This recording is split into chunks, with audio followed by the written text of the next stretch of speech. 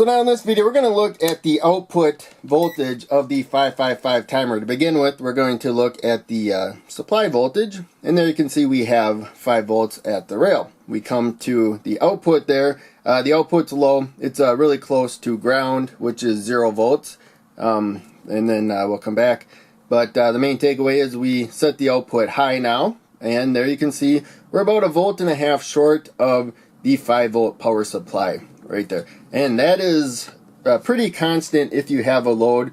I'm going to go up to 6 volts at the supply and 7 volts at the supply. Each time I raise the supply voltage up 1 volt, you can see the output voltage goes up about 1 volt, but it's about 1.5 volts less than the supply voltage. Now I'm going to remove the LEDs. We're going to look at it without a load, and you're going to see that now we're about 0.5 volt away from the supply voltage, and that will remain true for most loads.